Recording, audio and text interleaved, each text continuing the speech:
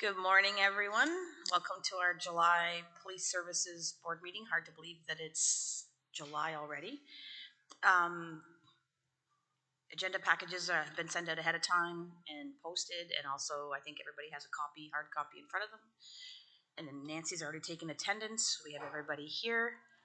I'd like to welcome back Cindy Stevenson to our Police Services Board meetings. I believe you know everybody here. Yes. So some reorganization, and Cindy's got a new role with the county, so she'll be now our liaison, our staff liaison with the emergency services portfolio, I guess. I don't know if you wanted to say anything more about that. I don't want to botch it up and get it wrong, so I don't have the titles right or anything, but if you wanted to say anything, go ahead. Thank you, Chair Haley. Good morning, everyone.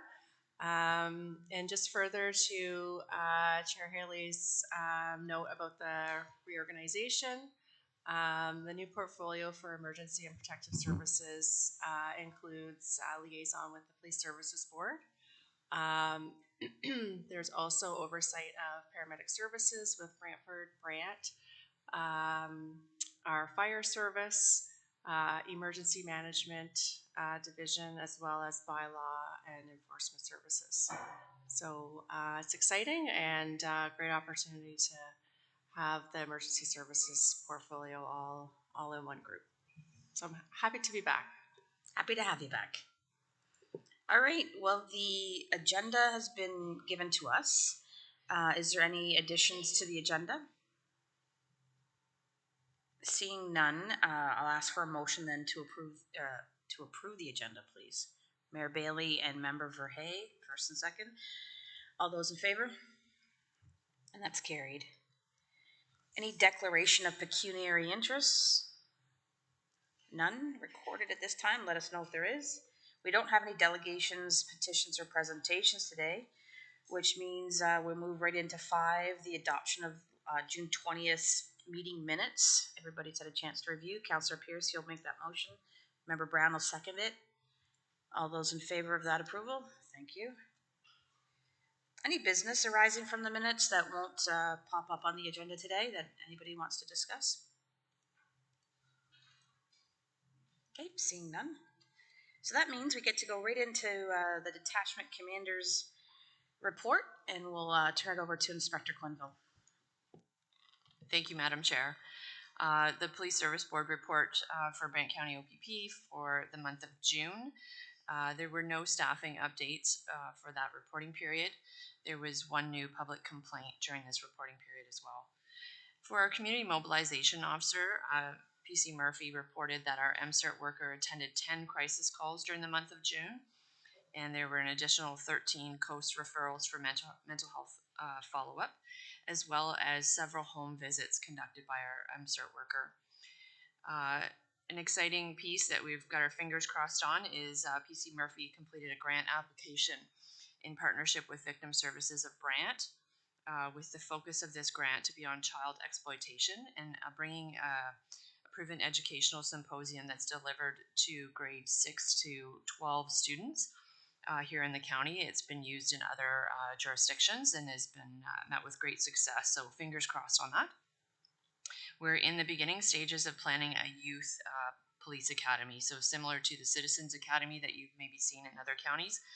We thought we would shift a little bit and take advantage of the opportunity to engage with youth in the community and make it a youth Citizens Academy. So that is underway, looking to February-ish to run that with the plan for it to be done ahead of March break. More details to follow. And then in addition, PC Murphy worked on the completion of the design and billboards that will be posted around the county to promote the safe streets in relation, and this is tied to year 2 of the community safety traffic related grant. Just back to the mental health related occurrences, as you can see, we're still trending up year to date. As we discussed last month, we were ahead of the last 5 years at this point, so still remains the case.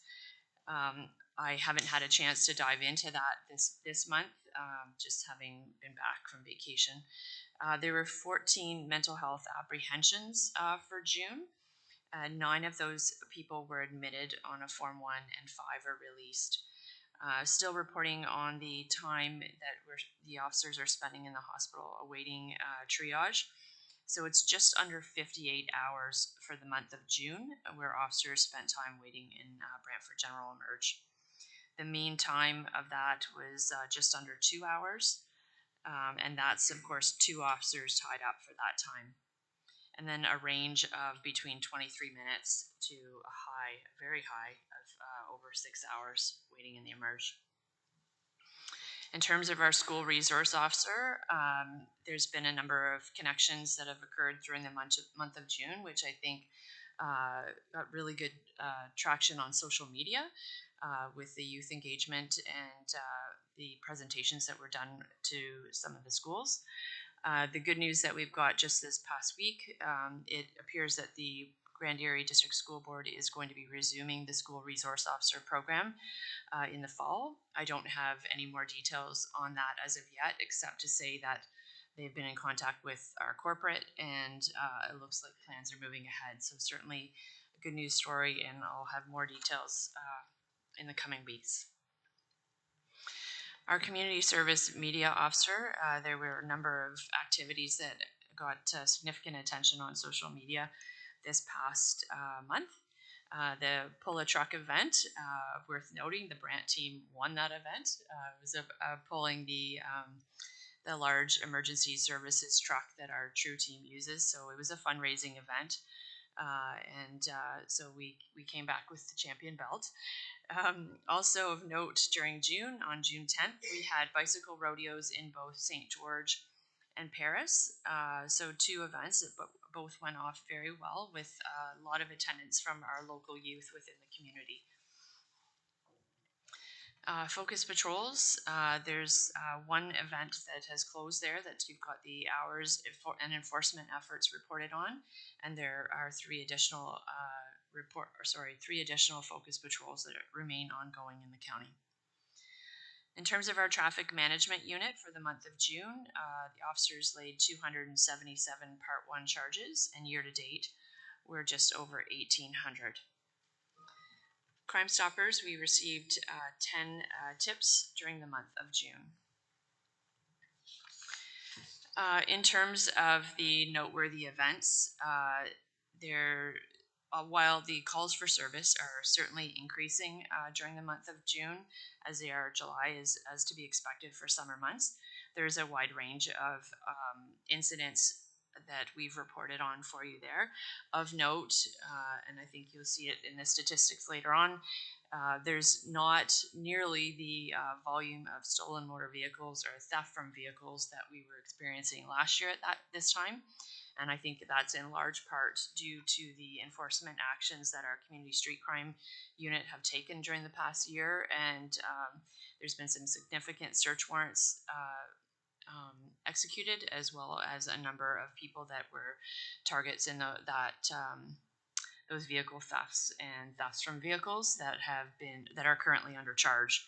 So I think that's a credit to our community safety, our community street crime unit, as well as the frontline officers that supported those investigations. As you can see, ride events continue to be much higher than they were last year, and we continue to have success in taking enforcement action with impaired occurrences.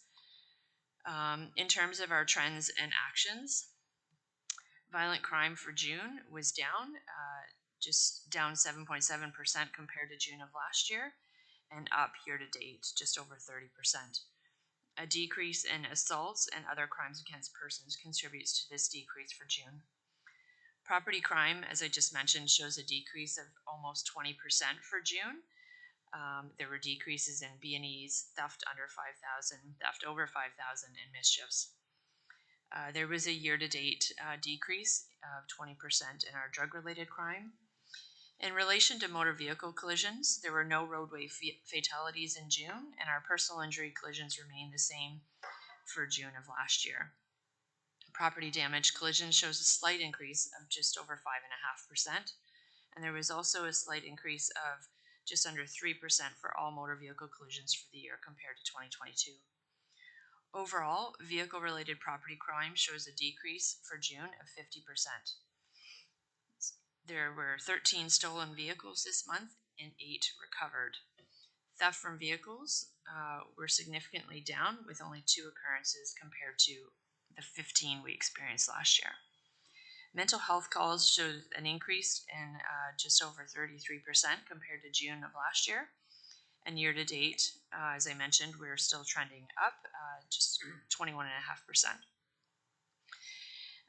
911 calls were up significantly for June by just under 94%. So that's a change of from 16 calls in 2022 to 31 calls this year. And as I haven't had a chance to dive into that to see if there's anything specific to attribute to that, but I can't help but wonder in some of our previous discussions if there's still maybe just not enough information on how to contact the police. I wonder how many of them were actually 911 calls when perhaps they should have been the 1-888 number. So we'll have a little bit closer look at that and report back. Alarm calls were down for June, just over 5%, and our domestic disturbance calls decreased by 13% for the same period last year. That is my report, Madam Chair. Thank you, Inspector Quenville. I just want to go back to the good news about the school resource officer, just as a follow-up. There's nothing official from the Grand Erie District School Board at this time. I scoured their website. There's nothing posted. There's no news release, but OPP has received information, obviously, to them from the school board. So we look forward to hearing some more details. It's promising, for sure. I don't want to get too excited until I see what actually is written down, but it sounds like the review is complete. But there's nothing posted. We can also reach out to the contact that we had, the Superintendent Baker, to see if he has anything that he can share with us if anybody's interested. But I know Inspector Quenville will be looking into it in some more detail to give us some feedback for the next meeting, and hopefully it's a positive outcome for the officers and for the students. I just wanted to comment on the idea of the Youth Academy. I think that's a brilliant idea. I participated in the Citizens Academy 3-4 years ago, well, before COVID, obviously, and just being able to see the breadth and depth of the different services of the OPP and the different types of training and the different specialty areas and the different types of things that officers do. I think that would be really engaging for the youth of the county to understand. Whether it's a career piece or whether it's an opportunity. I think that's a great idea to be able to engage with the youth in alternative ways outside of the school and in a positive way that I think that they'll be really interested in. I think they'll find some of that stuff really cool and exciting, and so that's a great idea. I really commend you guys for coming together with that idea.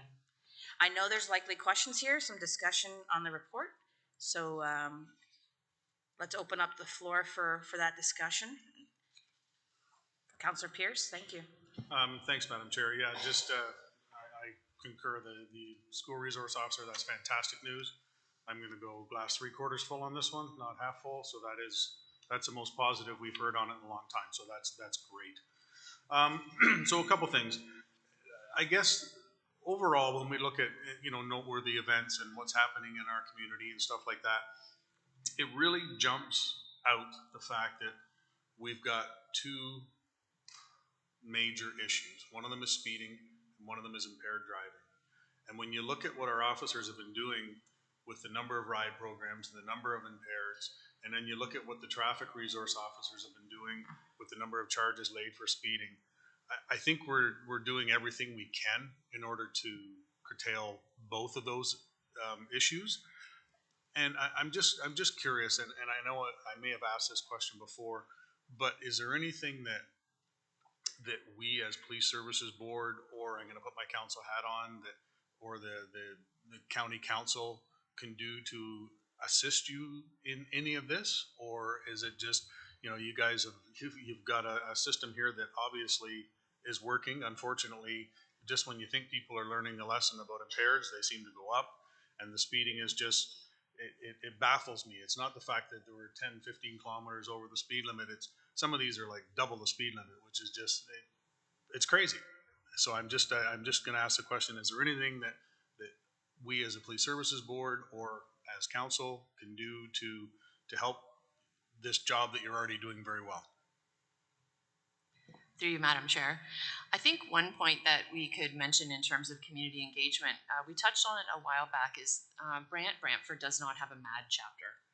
So whether that would support the ongoing discussion and to raise awareness, I think that would be one consideration as to whether there was a community-minded person that would feel strongly enough to champion that.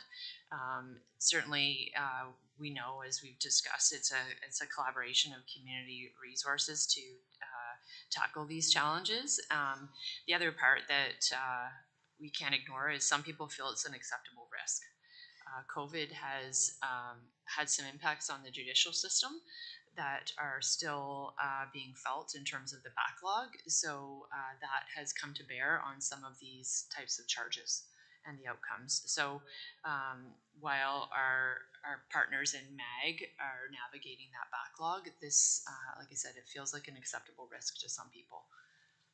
So I think, like, just off the top of my head right now, though, I think MAD and perhaps finding some interest in initiating that kind of discussion and seeing whether there's anyone that would be willing to champion that. Okay. If I could, Just want to add to that, Councillor Pierce, I think there's also an opportunity potentially, you know, when we look at budgets and whatnot for next year, maybe there's some communication funds we can set aside to do some community outreach on impaired driving, speeding, whatever the issues might be. A lot of different communities have used moving billboards around their communities to talk about, you know, the number of charges, or just bullet messages, slow down, or, you know, don't drink and drive, or whatever the important messages are. So there might be some other ways we can look at getting the messages out to on the roadside and as we plan ahead. I mean, those are proactive strategies.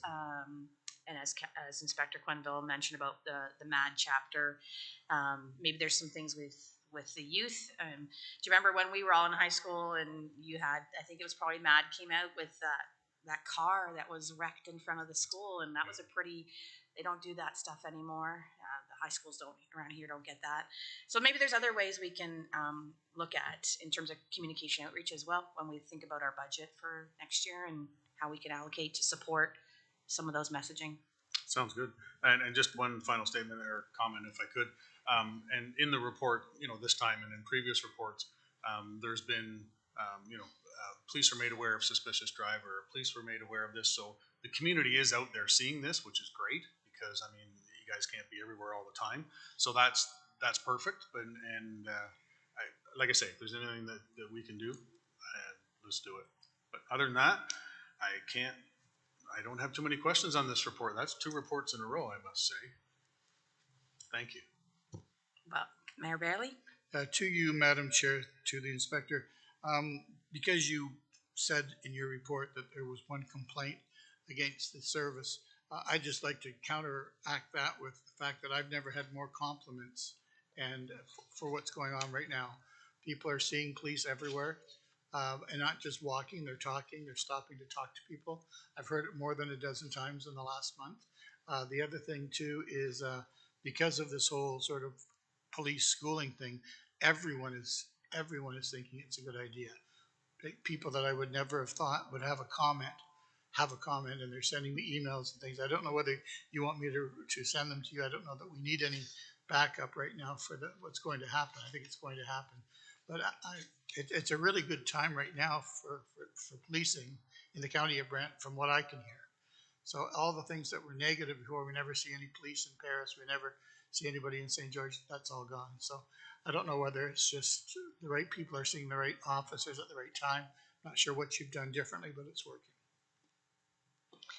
Thank you, Mayor Bailey. I think the other part then to draw, given that comment, is in the data, we can see that our foot patrol hours are up month over month, the last number of months that we've reported. So I think that supports the feedback that you're getting, that people are seeing officers outside of cars. And I think that is definitely helpful. I think the comments through you, Madam Chair, that goes with that too is they're not just seeing officers walking by.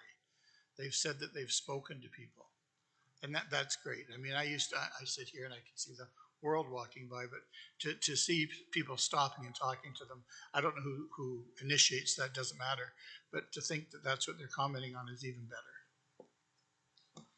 Thank you. Yeah, to go on Mayor Bailey's comments there, last week at the detachment barbecue, I was able to talk to a couple of the officers that I know have been in Brant North, just from the feedback that we've had from some of the residents. And I was able to talk with that officer and talk to him and thank him. And he was very humble and just was, just doing my job and just but anyways, please pass on the appreciation to all the officers for the work that they're doing, because that community engagement piece is so important. And it serves many purposes, right? Not just OPP or policing purposes, but community safety, well-being, all of the above within our different communities within the county.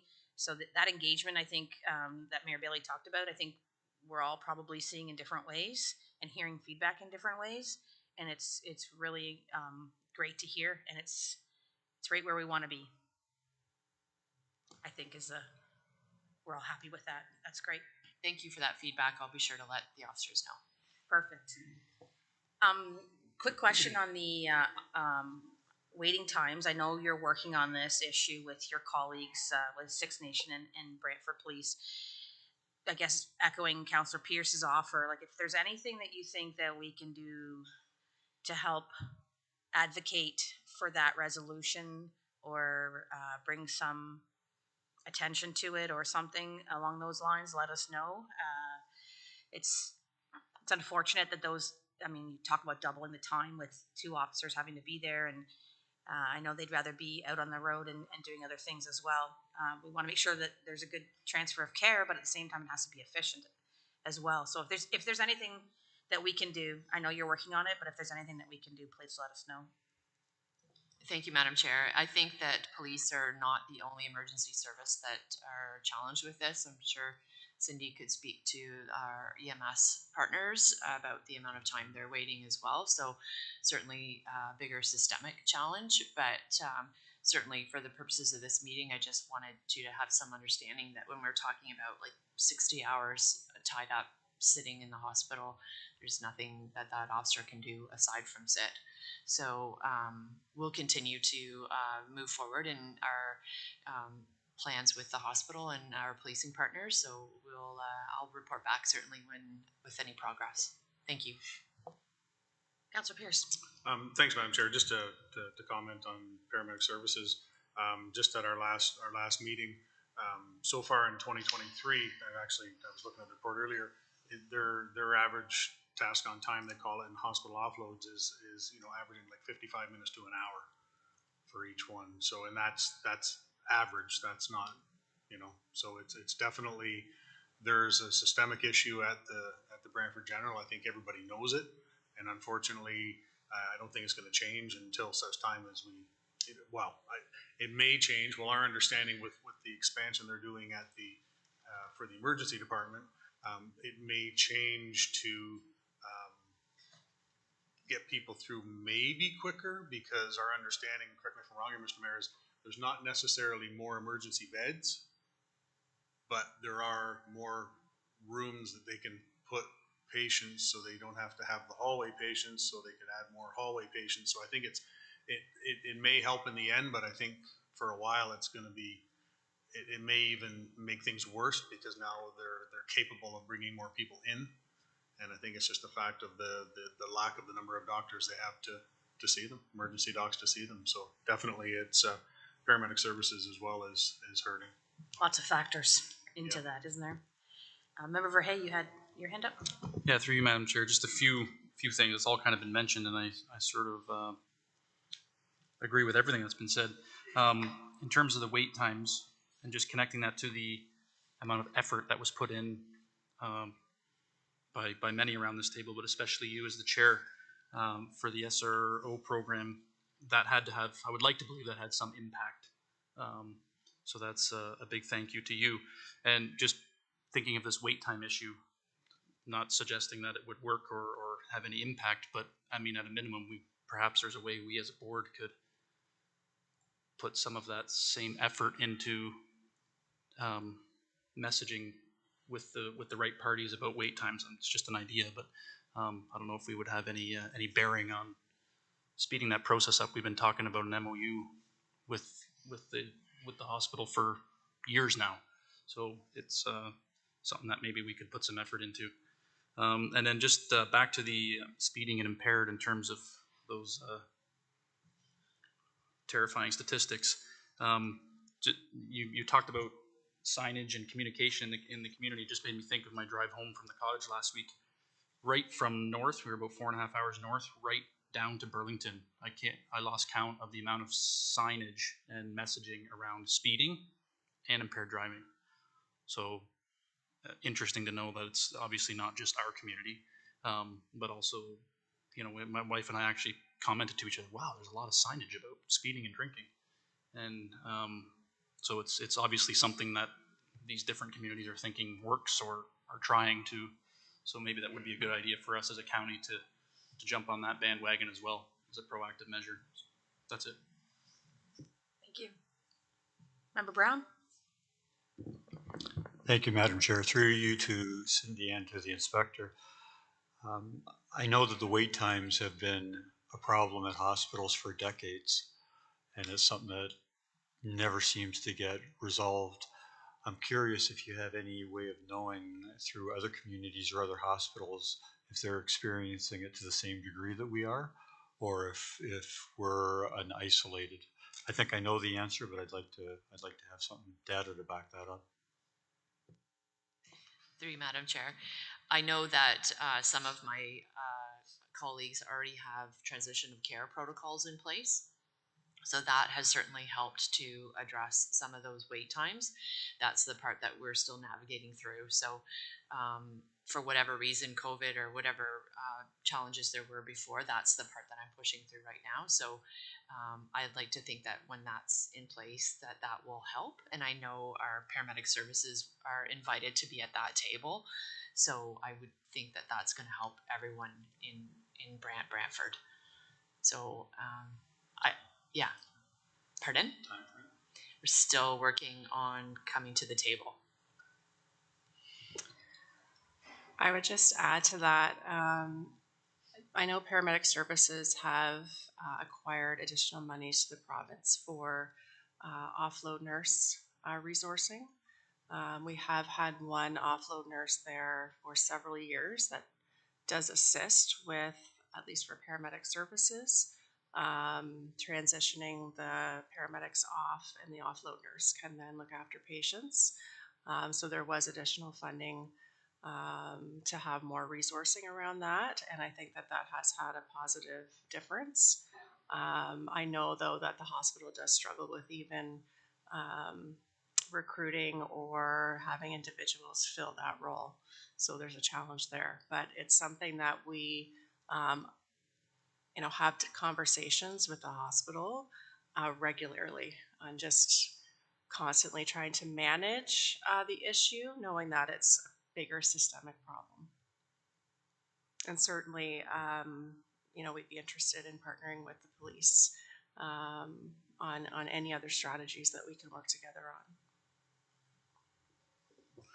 Councilor Pierce. Thanks, Madam Chair. If I could just add to that to Member Brown there. There was part of the discussion in paramedic services, the fact that they used to sometimes, when we were backed up here in Brantford Brant, they would take the lower acuity patients to Norfolk. And now Norfolk is in the same situation that we are, that they're backed up, so they're kind of saying, we're full type thing, right? So I guess to your question, we're not the only hospital that's having the same issues. Norfolk is now having them, and I know Woodstock as well is backed up at times as well. So I think it's a provincial issue, or maybe even a country issue, who knows? Concerning to me is having these services in place, our communities are rapidly growing. Brantford, County of Brant, Woodstock, all the places you just mentioned. You know, the federal government's got the immigration targets, and a lot of people are settling in these areas. A lot of people are coming out of Toronto into these areas. If we don't have the services in place to service the people that are living here and coming here to live, and they're coming here for great reasons to live here because it's a great place to live, I guess that's concerning. Is it's not going to get better. It's going to continue to get worse because we're going to add more people into the pipeline, right?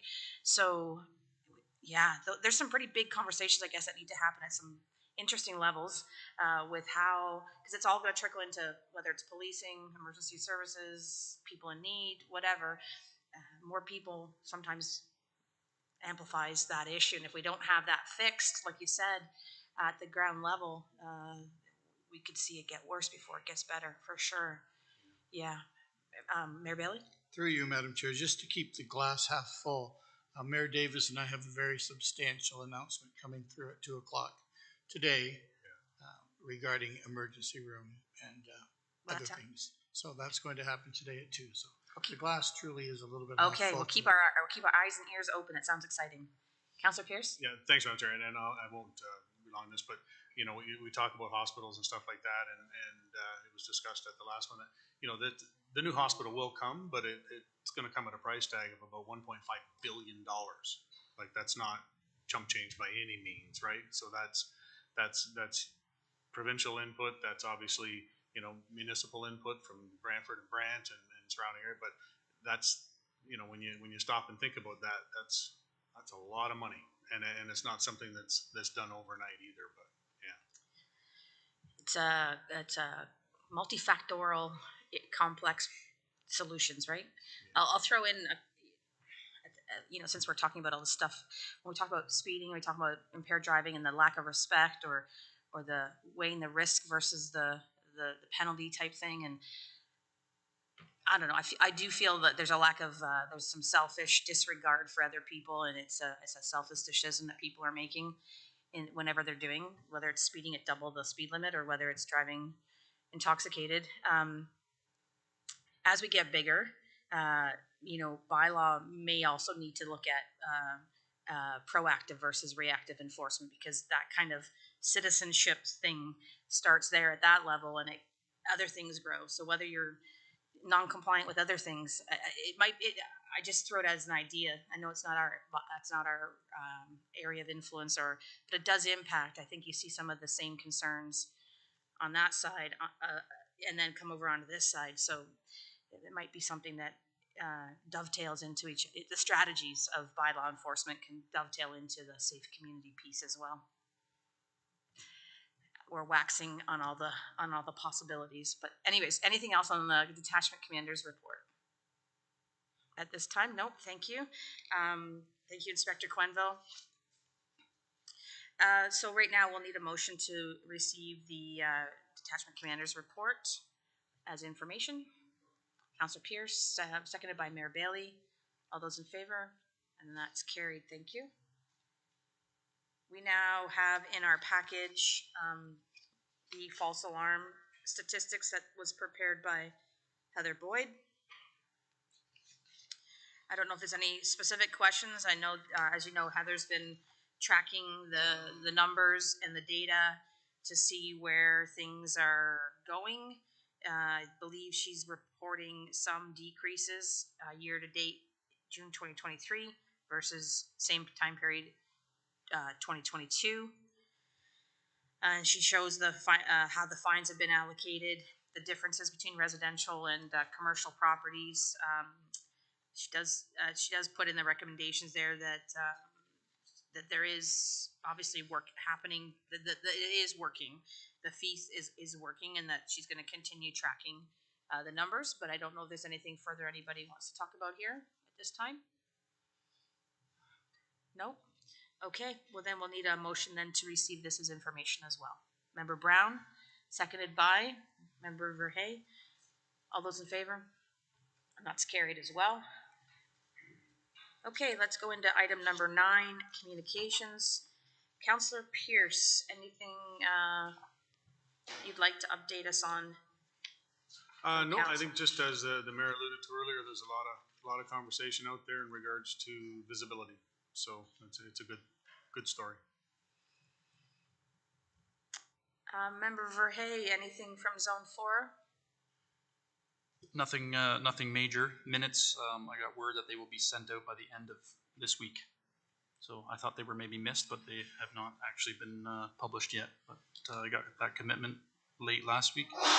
And in terms of the zone, yeah, still working on some of the administrative setup.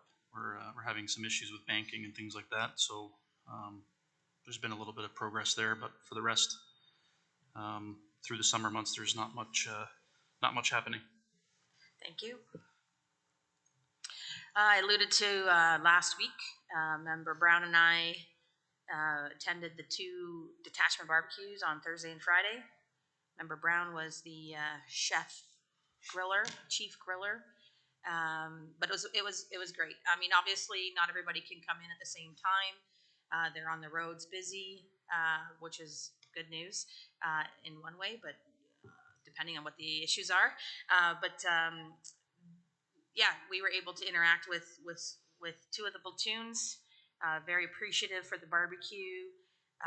Just different discussions maybe this year. Just more familiarity with folks, and yeah, I don't know if Member Brown, you wanted to add anything to that, but they were well received, well appreciated. Staff Sergeant McTaggart, thanks to him for kind of organizing the logistics of everything. We have 2 more coming up. So July 28th and August 4th, and that'll get the 4 platoons covered in that regard. Yeah, so that's been great.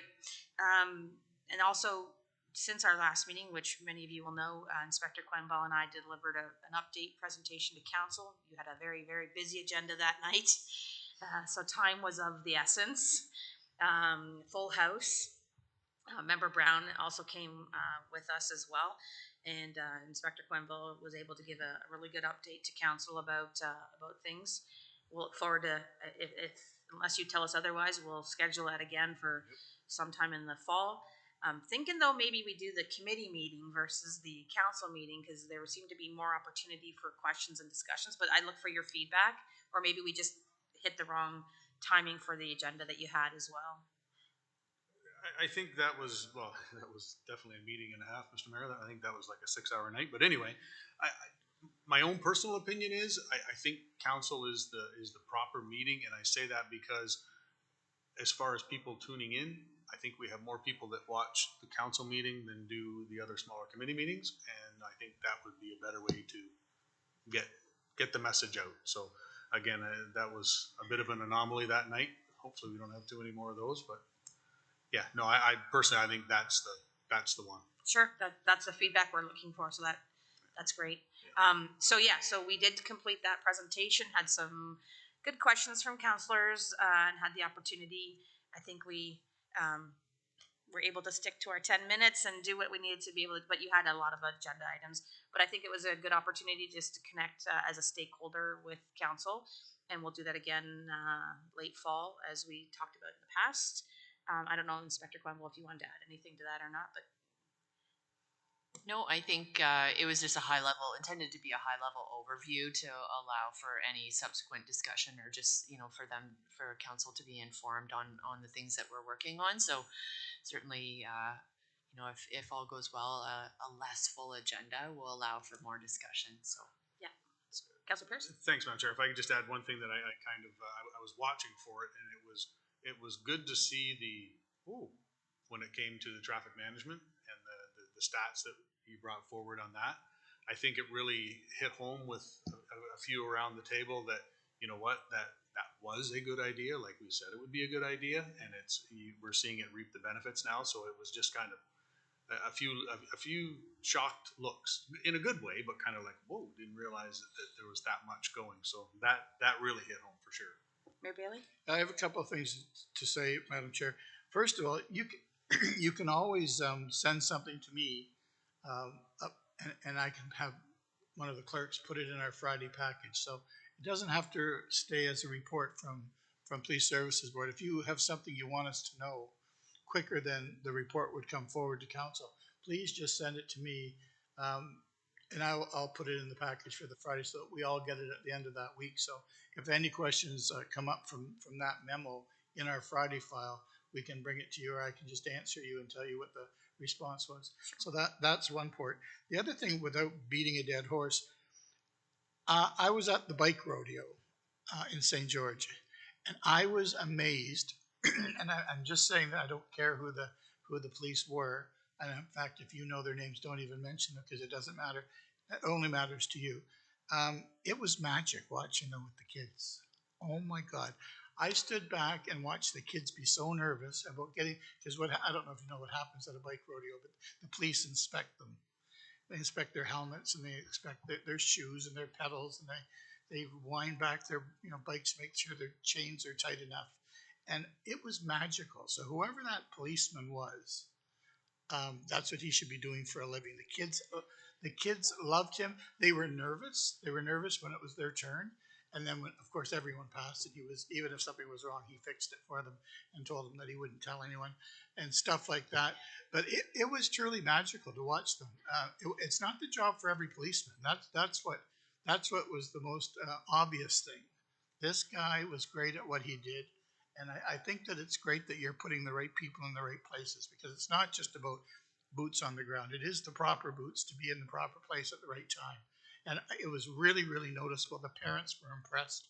I was impressed, and Jennifer was impressed. She was there too. So it is about knowing what you're doing with your officers. So you've been here long enough to probably sort out your officers a little bit as to what they're probably better at than maybe others. So thank you for doing what you do and making sure that's the right application for the event. No, thank you for that. I know that the officers that went to those events they themselves found it very rewarding. So very good feedback on both sides, and certainly it shows the importance of those kind of events. And Chair Haley and I had an opportunity to talk about what that looks like next year. Like the coordination of Paris and Brant North having it the same day, and Brant East, so we could make it a bike rodeo day for the county. So every child in the county would know that that's the day. So we have the opportunity to build on momentum and make it a county initiative rather than in pockets. Lastly, I'll just give you a quick update. The work that we're doing to align the community safety groups continues. Been talking informally with folks. And then we'll schedule with Inspector Quenville, now back from vacation. We'll schedule some time to meet with each of them so that we can bring everything back to the September board meeting for discussion and their feedback. And I also just wanted to highlight, if those of you that are on social media, there's been a really good cross-section of good news stories, speeding stories, whatever stories. The social media has been really amplified for Brant, and I just wanted to comment about how great that is for the people that live in Brant and outside of Brant that can see all the work that's being done from A to Z, with whether it's with youth or whether it's accidents, whether it's whatever. I just wanted to compliment the team for really bumping up the social media, and I think that's a really good communications tool to be able to see the breadth and depth of all the things that the OPP are working on. So thank you for that as well. There's nothing else I have for a chair update at this time, other than September's going to be busy. We've got a couple of initiatives with Special Olympics and, of course, the golf tournament. Our police service board meeting date is changed. Remember, we've got the changed dates for September, October, November. Unless there's any other business at this time, we have a lighter agenda today. If there's nothing else, then I guess we'll see you in September. But we will